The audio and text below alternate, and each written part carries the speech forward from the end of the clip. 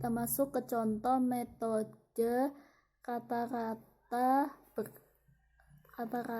tertimbang. Kita masukkan persediaan, berapa jumlah unit persediaan dan pembeliannya, dan juga harga per unit. Setelah itu harga per unit kita kali dengan total dari persediaan. Jadi 1.500 kali 50, 1.700 tambah 1.700 kali 100 tambah 1.900 kali 300 tambah 1.800 kali 400 tambah 2.050 kali 240, lalu dibagi dengan total keseluruhan unit, maka ditemukan hasilnya ada 1.864,22. Yang ketiga, metode kata-kata bergerak. Metode ini digunakan untuk perusahaan yang menggunakan pencatatan persediaan dengan metode perpetual.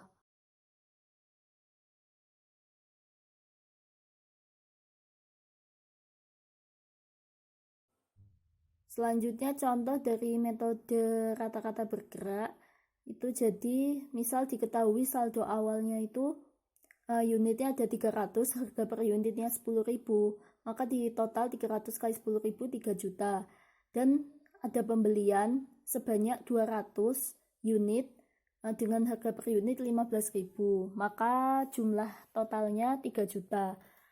Berarti kalau di total jadinya ada 500 unit, harga per unitnya jumlahnya ada 6 juta karena 3 juta tambah 3 juta. Setelah itu harga per unitnya itu didapat dari 6 juta dibagi unitnya yaitu 500, ketemu 12.000. Lalu pada 6 Oktober dijual 250 unit dengan harganya tadi adalah 12.000. Jumlahnya jadinya 3 juta. Setelah itu berarti kan sisa 250 unit dengan harga per unitnya 12.000 tadi. Berarti kalau di total 12.000 kali 250 itu 3 juta. Lalu tanggal 5 Oktober beli lagi, terjadi pembelian lagi sebanyak 500 unit, harga per unitnya 17.000 dengan jumlah 8.500.000. Maka ditambah yang tadi 500 tambah 250, 750.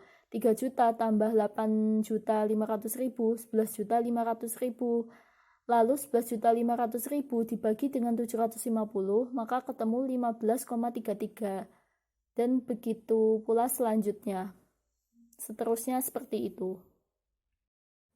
Masuk ke metode yang ketiga, yaitu metode first in, first out atau FIFO. Menurut metode ini, unit barang yang dijual atau dikeluarkan pertama kali akan dinilai dengan harga pokok dari pembelian barang yang pertama kali juga. Jadi, barang yang dijual tuh urutannya barang yang pertama kali dibeli. Ya, langsung masuk saja ke contoh. Di tabel ya diketahui persediaan awal periode sekian unit, dan pembelian juga ada, dan penjualan.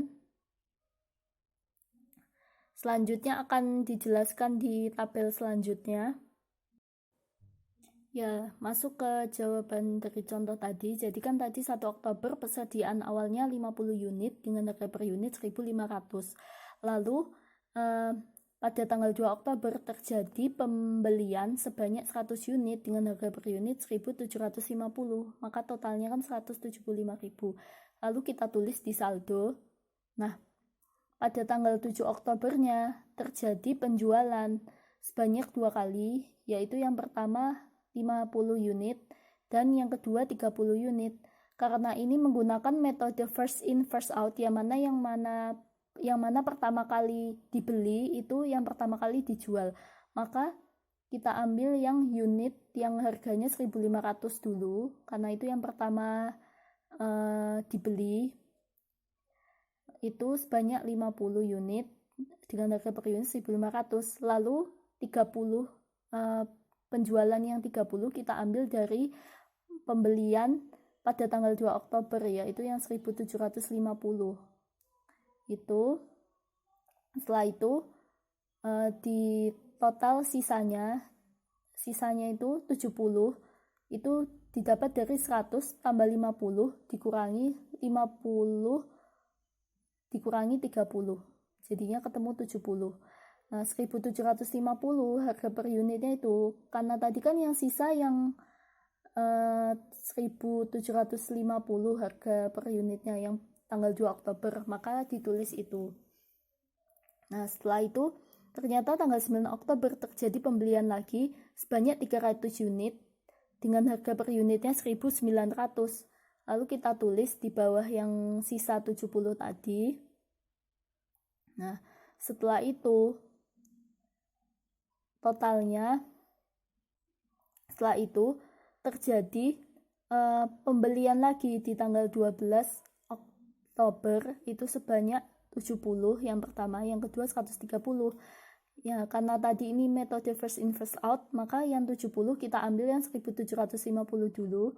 Setelah habis yang 130 kita ambil dari yang 300. Nah lalu sama seperti sebelumnya, ya berarti harga unit yang kita pakai yang 70 itu yang in pertama, yang masuk, yang dibeli pertama yaitu 1750, dan yang 130 kita pakai yang 1900. Setelah itu jadi ketemu unit sisanya 170, yaitu hasil dari 300 tambah 70 minus 70 minus 130, jadinya 170. Harga per unitnya kita pakai unit yang begitu pula seterusnya juga sama, dan akhirnya ditemukan nilai persediaan akhir unit itu 460 dengan jumlah 888.000. Lalu masuk ke metode keempat, yaitu metode last in first out atau metode LIFO. Metode ini berkebalikan dengan FIFO karena harga pokok yang dibebankan itu pada harga pokok pembelian terakhir. Jadi ini kebalikannya FIFO. Kalau FIFO tadi kan harga pokok pertama yang dikeluarkan, yang dijual. Kalau ini harga pokok terakhir. Contohnya seperti itu, tanggal 1 Oktober tadi unitnya itu ada 50. Harga per unitnya 1.500, totalnya 75.000.